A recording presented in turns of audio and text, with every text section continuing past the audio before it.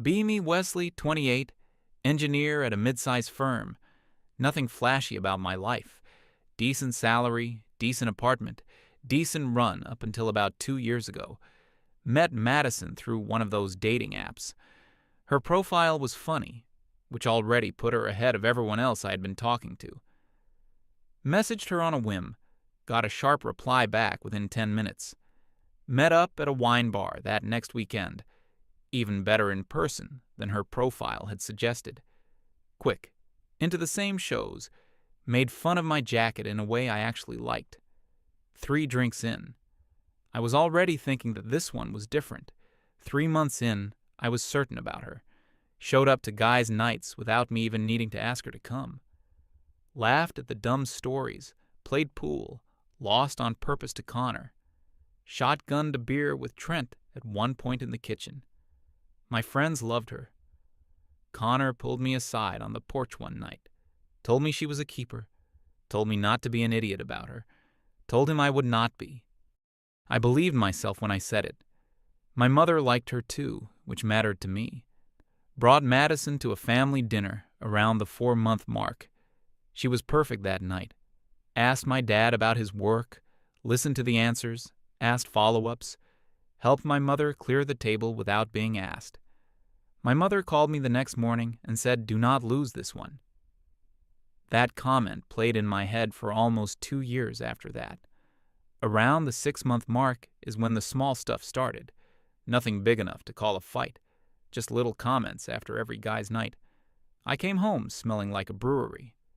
Trent looked at her funny across the table that one time.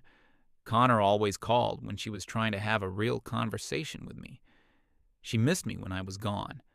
That was the line that kept coming back. "I missed you tonight. Why do you have to be gone so much?" Started doing twice a month instead of every week. She noticed and praised me for it. Called it growing up. Called it putting the relationship first. Told myself it was a fair trade. Looking back, the first year had its warning signs too. Just did not have the language for them at the time. She would tell me about an old friend she had cut off. Always, for some reason, I could not quite follow. Once or twice, the friend had reached out to her years later to apologize. Madison never accepted any of those apologies. Thought of it as a strength of hers at the time. She had standards, I told myself. She protected her peace. That was the phrase she used. Protecting my peace. Turns out anyone using that phrase that often is usually the one breaking other people's. Around the same time, she started taking my phone for casual checks. Nothing aggressive. Asked playfully one night if she could see who I had been texting. Handed it to her without a thought. That became a regular thing. Not every night, just enough. She said it was about trust. Said couples who had nothing to hide should not mind. I figured she was right. Started self-editing my texts to the guys. Made sure nothing in them sounded like fun without her. Did not notice I was doing it until almost a year later. By the year mark, every guy's night ended in a fight. Not after the fight. During the fight. Phone calls every 20 minutes from her end. Texts asking when I was coming home. One night at Trent's birthday party, I made it to maybe the second beer before the calls started. She said she felt so alone in the apartment. Said the silence was getting to her. Said she had a bad feeling about the evening. Left before the cake came out. Trent walked me to the door. Asked if everything was okay at home. Told him I was fine. She was just having a rough week. He gave me a long look. Said she has a rough week every time we hang out, you noticed. Waved it off. Got in my car. Drove home telling myself the same thing I had been telling myself for months. Another time I tried to host a small game night at our place. Thought maybe having the guys come to us would diffuse the tension. Madison agreed beforehand. Said she was looking forward to it. Day of, she was sick. Actually sick, or pretending sick. I do not know to this day. Texted the guys to cancel an hour before they were supposed to show up. Connor responded with one word. Understood. That one word sat with me for weeks. Understood meant he had given up trying. Somewhere around a year and a half in, I realized I had basically vanished. Missed Connor's 30th, missed the annual fishing trip with the guys, missed 2 separate bachelor parties for guys I had known since college. The group chat called The Boys had over 1,000 new messages I had not even opened. My last contribution to it was a thumbs-up emoji from 6 months earlier. Noticed all of this one night while Madison watched a baking show on the couch. Noticed I had lost some weight without trying. Noticed I could not remember the last time I had laughed at something for no reason. Told myself this was just being an adult. Told myself everybody compromises in a serious relationship. That became the line I repeated whenever the doubt came back. Around then, my manager pulled me aside at work. Said I'd been distracted for months. Asked if everything was okay at home. Told him things were just busy. He nodded, but did not look convinced. My performance review that quarter was the worst I had ever had. Did not tell Madison about it. Knew she would have a take ready about how I needed to focus more on us.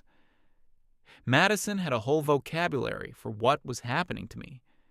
She would explain it to anyone who would listen. Told her own mother on the phone one night that she had fixed me. That was her word. Fixed. Walked past the kitchen and heard it. Kept walking to the bedroom. Did not bring it up. She also talked a lot about male toxicity. Told me my friends brought it out of me. Said Trent, in particular, was a bad influence. Said Connor was emotionally stunted. Said the whole group was just performing masculinity at me. Told me she was helping me unlearn male entitlement. I never argued with any of it. Figured if she was happy, my life was working. Her mood was the metric I was using by then. She had her own social circle, of course, centered around her best friend, Brooke. They did girls' nights at a bar called Brewhouse, twice a week, sometimes 3. I never thought twice about it. Thought it was healthy that she had her own thing. Thought it meant the rules cut both ways. Turns out the rules only ever cut one direction. At some point during the 2nd year, she had also started picking fights with my sister. My sister lives across the country, so it never got physical. But the phone calls would go bad. My sister would mention something innocent, and Madison would find a slight in it. By the time everything blew up, my sister had stopped calling unless I picked up first. Did not connect the dots until later. Everyone in my life had been managing around her for me. My mother had been worried. My sister had been quietly distant. My friends had been waiting for me to come back. I was the last one to see what was actually going on. Around the 2-year mark, Connor showed up at my office one afternoon, brought 2 coffees, said he had news, he was engaged, asked me to be his best man right there in the lobby, told me the bachelor weekend was already booked, cabin a few hours out, 4 days, 5 guys total. Looked me dead in the eyes for the last part. Said Wes, "For real, you have been a ghost for a year. I need you there." Said yes before I had time to think about it. Something in my chest pulled tight that I had not felt in a long time. Drove home rehearsing how to bring it up to Madison. Brought it up at dinner. Madison set her fork down. Full silence for about 10 seconds. 4 days. You want to leave me alone for 4 days. Told her it was Connor's wedding. She said, what about my needs? The fight started small. None of the yelling kind. The worst kind where every sentence is built to cut. Cried for an hour straight. Told me I did not love her. Told me I would rather drink with losers than be with her. Called Connor a man-child who could not grow up. Called Trent a creep who looked at her wrong. At one point, she said the bachelor party was probably just an excuse to cheat on her. That one stuck with me later, when I learned what she had actually been doing. Projection, I think they call it. By midnight, she had forgiven me on conditions. 1 night only, not the full weekend. Home to sleep that same night. No strip club anywhere in the plan. hourly texts with photos as proof of where I was, access to find my phone for the whole trip, said yes to all of it, would have said yes to anything to make the room go quiet. Over the next few weeks, she got creative, booked us couples therapy on the exact dates of the weekend, bought non-refundable tickets to a spa resort for those same days. When I told her I was still going, the tactics changed again. Said her mother was about to be hospitalized that weekend, said she needed me there for her family, called her mother to check the next morning. Her mother answered between rounds of pickleball, said she had never felt better in her life, asked how the wedding planning was going for Connor and his fiancée, did not really know what to say to her. Told her I was just checking in, hung up, sat in the parking lot of my office for a while before going inside. Realized I was not just dealing with a difficult girlfriend, realized I was dealing with someone who would say almost anything to get what she wanted. Did not say anything to Madison about the call, kept it in my back pocket. That was the first time in 2 years I had kept a secret from her on purpose. Felt guilty about it for maybe an hour. Got over it quickly. 1 week before the bachelor party, Madison went all in. Real ultimatum this time. Dragged a suitcase out of the closet and put it by the front door. Told me, if you go, I am done. This is final. Said, choose. Stood in the living room for a minute. Did not think about her at all. Thought about Connor in my office that day with the 2 coffees. Thought about him saying I had been a ghost. Thought about my own face in the bathroom mirror that I barely recognized anymore. Thought about the way my mother had said, "Honey, are you safe?" weeks before, in a moment I had brushed off at the time. Said, "Okay." She said, "Okay what?" Said, "Okay, I am going." She did not believe me at first. Then she saw something in my face change, and that was when she lost it. Never watched anyone go through that many emotions in one night. Started with the rage, thrown remote control, broken picture frame, the whole show. Then came the kind of crying that was supposed to break me. Then came the threats. Called my mother at 11 at night to tell her I was cheating. My mother called me back 10 minutes later, asking what was going on. Told her the short version. She went quiet for a second. Said, "Honey, are you safe?" That question hit me from an angle I was not ready for. Realized then that even my mother had been worried for a while. She just had not known how to bring it up. Told her I was safe. Told her I was finally doing something I should have done a long time ago. Madison spent that night and the next 2 posting things online. Vague stories tagging me about emotional abuse, warning signs, crying selfies with captions about choosing his friends over the woman he loved. 200 likes each from people I had never met. Mutual friends started messaging me, asking if I was okay. Did not respond to any of them. Just kept folding shirts into the bag. Knew if I said anything in defense, it would only fuel her. Chose silence instead. Silence had been her tactic on me for 2 years. Turned out it works both ways. Saturday morning of the bachelor party. Put my bag in the trunk. Madison stood on the front steps in her robe, not crying anymore. That scared me more than the crying had. Said, "You are going to regret this." Said, "I know." Got in the car. Drove out to the highway and turned the music up for the first time in I do not know how long. Hands were shaking on the wheel for the first 30 minutes. That stopped somewhere past exit 40. Somewhere past exit 60, I rolled the window down. Somewhere past exit 80, I started humming. By the time I hit the gravel road to the cabin, I was singing along to a song I had not heard in 2 years. Connor met me on the porch of the cabin with a beer in each hand. Hugged me longer than guys are supposed to hug. Said, "Welcome back, man." The other 3 guys were already inside. 2 of them I had known since college. One was Connor's cousin, who I had only met a few times before. Nobody made a thing about me being there. Slapped my back, handed me a plate, asked how work was. like no time had passed at all, which somehow made it worse. 2 years of my life had passed for me. For them, it was just Wes finally showed up. First day was mostly grilling and not talking about anything heavy. Played cards into the afternoon. Somebody put on a movie that nobody actually watched. Trent kept glancing at me from across the room but did not say anything. This was new behavior from him. Trent does not usually wait. I figured he was working up to something. He was. My phone went off about every 12 minutes. I had it face down on the kitchen counter. Connor noticed it buzzing during dinner. Asked if I needed to take it. Said no. He raised an eyebrow, but did not push. By 10 that night, the phone had vibrated itself off the counter once. I left it on the floor. Nobody said anything. Everyone else had gone to bed around midnight. Trent handed me a fresh beer at the fire pit, sat down across from me, asked what was actually going on with me and Madison.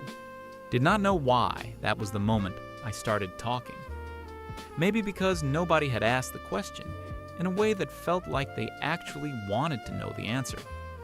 Told him about the calls every 20 minutes, about the missed birthdays, about the suitcase by the door that week, about her telling her mother she had fixed me, about how I had stopped recognizing my own face in the mirror, about the failed game night and Connor's one-word reply, about my manager pulling me aside at work, about my own mother asking if I was safe. He did not interrupt once, just nodded and drank his beer. When I finished, there was a long quiet. Connor had come out at some point during the story. Did not even hear him sit down on the log next to me. He said, "Wes, man, why did you not say anything sooner?" Trent said, "Bro, I have been telling you for a year." Connor said, "Why did you not tell me, Wes? I would have come and gotten you." Told him I had not thought I was the kind of guy who needed somebody to come and get him. He said, "Yeah, you were not." That line hit hard.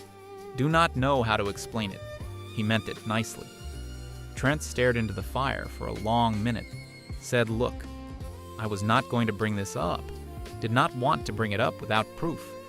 But my girlfriend works at Brewhouse. That was the bar Madison always went to with Brooke for girls' nights.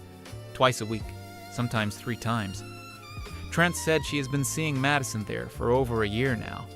Not with Brooke, with some guy. Said it like he was reading a weather report. Flat, no drama in his voice. Put my beer down. Asked him to say it again. He said it again. Connor said, "Are you sure?" Trent said, "I have a photo.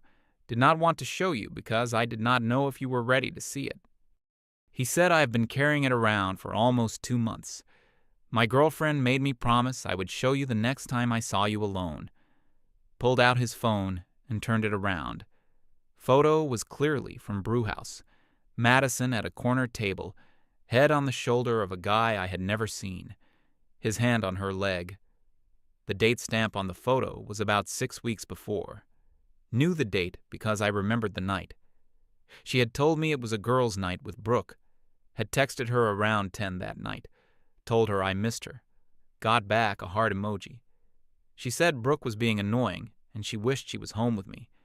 Sat at the fire pit looking at the photo for a long time. Not feeling angry. Not feeling much of anything really. Just very still. Said I need to make some calls. Got up and walked down to the lake. Sat on the dock until the sun came up. Did not sleep. Thought about every Brewhouse night I could remember. Tried to count them. Lost track somewhere around 40. Not in a panicking way. More like inventorying. Around 7, I called Brooke. My voice came out flatter than I expected it to. Said Brooke, "I know about Brewhouse. I have a photo. Just want to know one thing. How long?" She went quiet for 30 seconds. Then she said, "Wes, I am so sorry. I told her this was insane from the start." I said, "How long, Brooke?"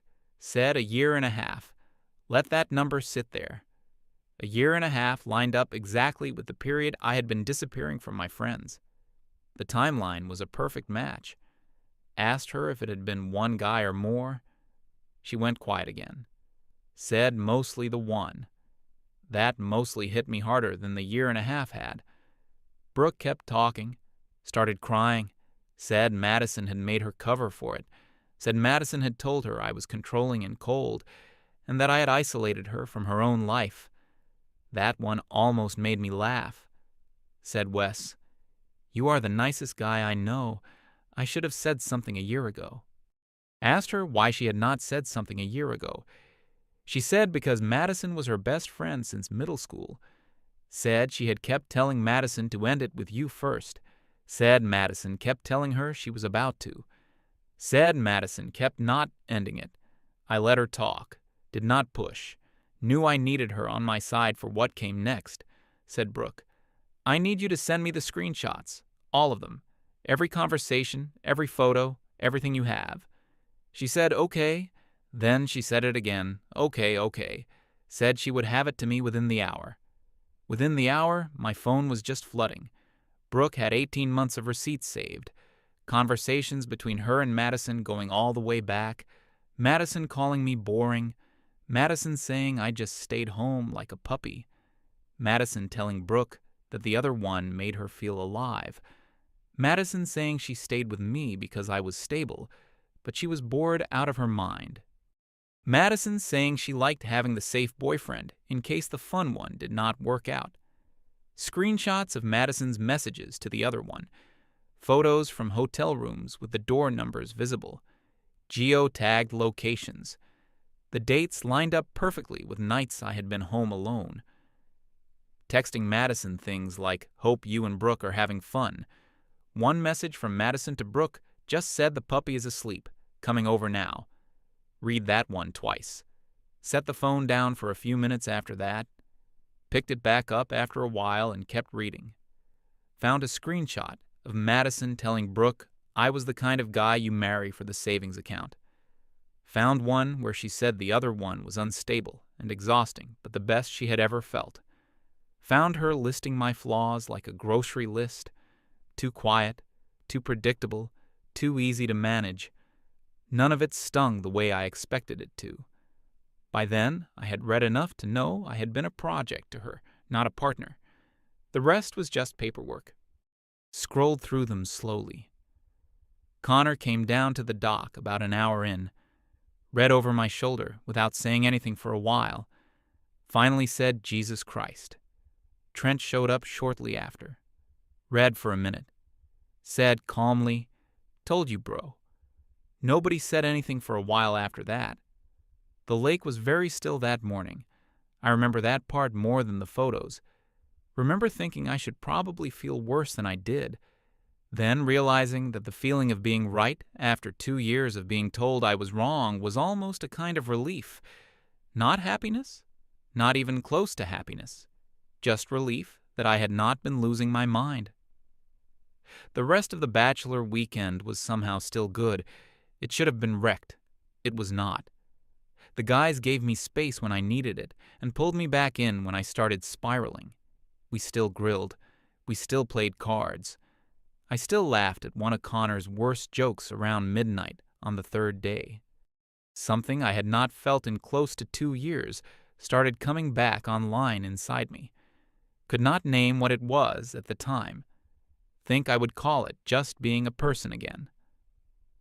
Connor took me aside on the last morning, said he was sorry for not pushing harder over the last year, said he had watched me disappear and not known what to do.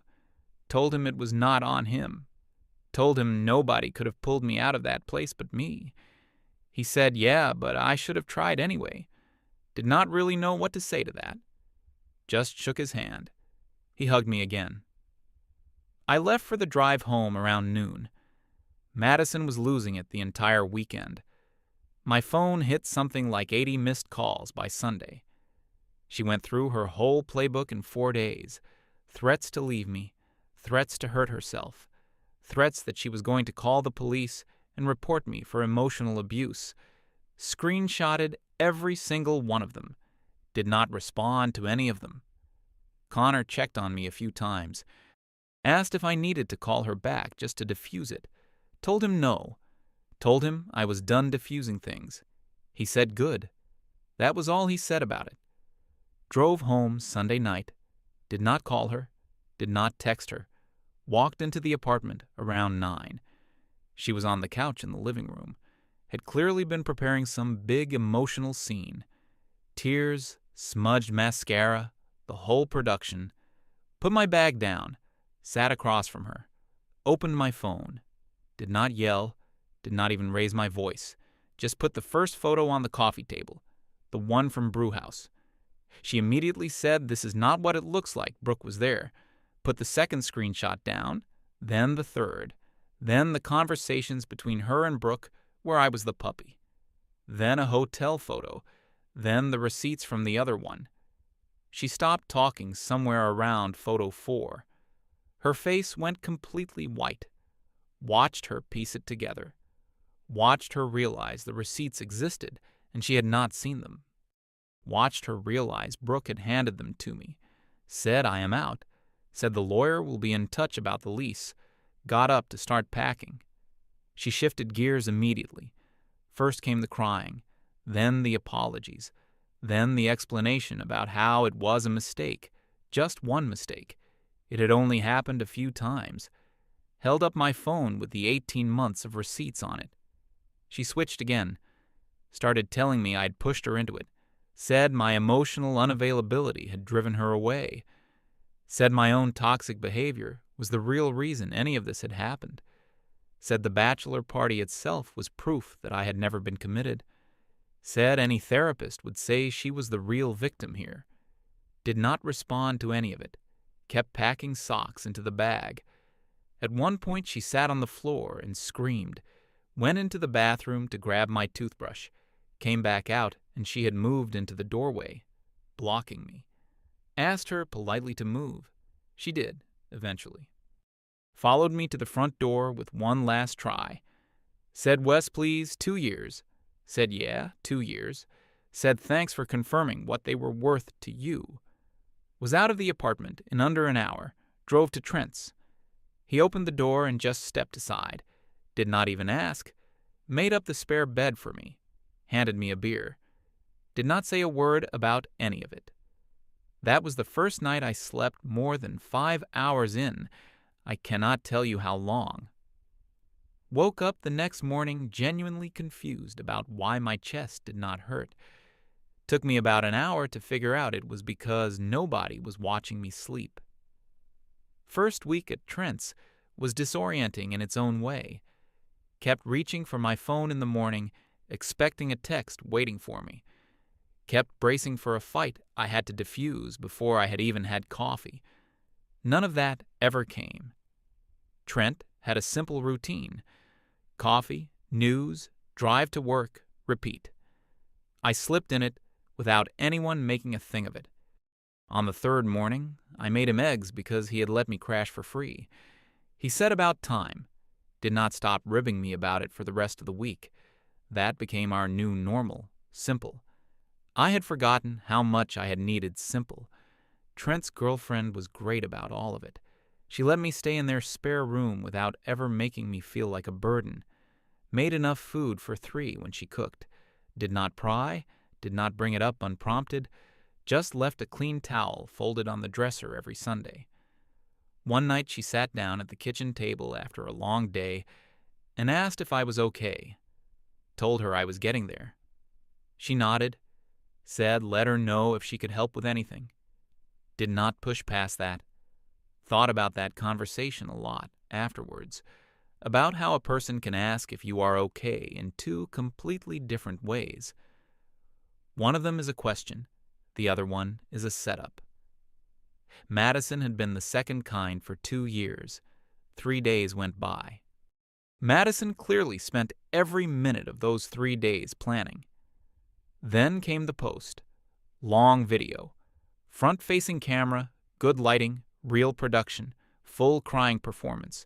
Told the story of how I had emotionally abused her for 2 years. Told the story of how I had isolated her from her own friends. Told the story of how I had cheated on her at a bachelor party. Tagged mutual friends. Tagged my workplace. Tagged Connor. Sent direct messages to my coworkers. Called my mother again. My mother just hung up this time. then blocked her on her own phone. My mother texted me 5 minutes later just saying I love you, and that is the end of that. Was sitting in Trent's kitchen watching it all light up my phone. Did not know what to do. Was not going to make my own post. Was not going to fight her on her terms. Just sat there and let it happen. Trent looked over my shoulder. Said this is going to backfire. Asked him how. He said because Brooke is reading this too. About 4 hours after Madison's video went live, Brooke posted her own thing. Not crying, not dramatic, just text on a plain background. Said she needed to set the record straight. Said Madison had been seeing someone else for 18 months. Said she, Brooke, had been covering for it the whole time. Said she would carry the shame of that for a long time. Said Wesley was one of the most loyal people she had ever met. Said the man being described in Madison's video did not exist. Then she attached the receipts. Not all of them. Just enough. The photo from Brewhouse. 2 of the worst conversations between her and Madison. The part where Madison called me a puppy. 1 hotel screenshot with the geolocation visible. The math was hard to argue with. Her post went around our entire social circle in about 2 hours. The comments under Madison's video flipped completely. Same people who had been messaging me asking if I was okay were now messaging me asking if I had seen Brooke's post. By morning, Madison had deleted her account. Not deactivated. Deleted. Like the whole thing had never existed. Except screenshots of her video were already saved to half a dozen group chats by then. Nothing on the internet really disappears. I think she knew that. I think that was part of what broke her. The fallout was bigger than I expected. The other one turned out to be engaged to someone else. Had no idea about any of that. His fiancée saw Brooke's receipts through a friend of a friend. Heard about the engagement getting called off about a week later. Felt bad for the fiancée. Did not feel bad for him. Madison lost a chunk of her own friend group within a few weeks. The ones who had spent 2 years hearing about her controlling boyfriend started doing the math. A few of them reached out to me to apologize. Was polite, said it was fine, did not really engage. One of them tried to invite me out for a drink to talk it over. Declined as kindly as I could. Did not have it in me to debrief on her behalf. Her job got messy too. She worked in HR at a mid-sized company, ran the standard ethics training in her department. Somebody, and I genuinely do not know who, sent the receipts to her boss anonymously. Quiet, performance-based parting of ways about 2 months later. I did not send them. Trent says he did not send them either. I believe him about half the time on that one. Madison's own mother called me about a month after everything, apologized for not seeing it, asked how I was doing, thanked her for the call, told her I was doing okay, blocked the number after we hung up, not out of spite, just did not want a back channel into that part of my life anymore. She sounded sad about it. I think she had liked me. I think she knew her daughter pretty well by then. Brooke and I never really spoke again either. Not in a bad way. She had done the right thing in the end, and I respected her for it. But every time I would have heard from her, I would have remembered the 18 months before the right thing. I think she understood that. Last I heard, she had moved to a different city. Good for her. I hope she is doing well. Stayed at Trent's for about 2 months while I sorted out my own place. Got reinstated into the boys' group chat the day I moved out of the old apartment. Nobody made a big thing out of it. Connor just sent a beer emoji and a thumbs up. Trent sent a clip of an old movie we used to quote. That was the welcome back. First guy's night back was at Connor's. Ribs, beer, the dumb shooter game we had been playing for 10 years. Nobody called my phone every 20 minutes. Nobody texted asking when I was coming home. Laughed out loud at something around midnight. Connor looked over and squeezed my shoulder without saying anything. That almost broke me more than the whole Madison thing had. Started eating again, started sleeping again. Put the weight back on within a couple months. My mother came to visit. cried when she saw me at the door, said you look like my son again, had not even realized I had stopped looking like myself. She stayed for a week, made too much food, the way mothers do, did not bring up Madison once. That was the kindest thing she could have done. On her last night, she did say one thing, said next time, listen to me sooner. Did not have an argument for that. My work picked back up too. Not overnight, but within a few months. My manager noticed, said it was good to have me back at full speed. He did not ask any questions. I appreciated that more than I could say. Ran into one of Madison's old co-workers at a coffee shop sometime around then. Did not recognize her at first. She recognized me. Came over and said she was sorry for what had happened. Said the office had figured out the truth pretty quickly. Said Madison had not made a lot of friends there to begin with. Thanked her for the kindness and told her I was doing well. She said it was good to hear, walked back to her table. Was a small thing. It was the third or fourth small thing in a few weeks. Started to realize most people had landed on the right side of it without me having to fight for any of it. Brooks Post had done the work. I just had to keep my head down and be quiet. Quiet had been working for me lately. Connor's wedding was about 6 months after everything went down. I was best man. Wrote the speech in one sitting the night before. Nothing fancy. Told one embarrassing college story.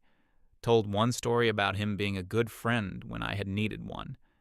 Did not get specific. Did not have to. Everybody in the room who knew him knew what I meant. Made the bride cry. Made the bride's grandmother cry. Made Trent throw a balled-up napkin at me from the head table. Got a standing ovation from Connor's father, who was a hard man to please. Here is the part nobody saw coming. Madison showed up. Somehow she had ended up as a +1 to a distant cousin of Connor's. Still have no idea what string she pulled to get herself there.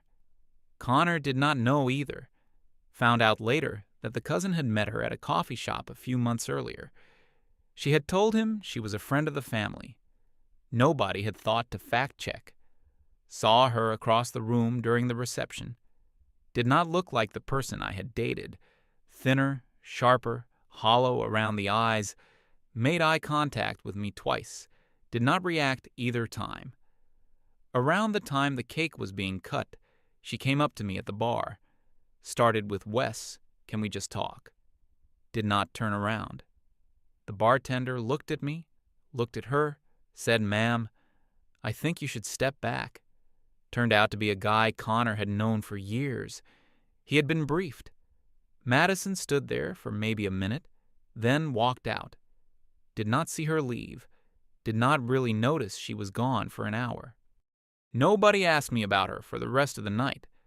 The cousin who brought her left around the same time, looking embarrassed. He later sent Connor an apology that was very generous of him.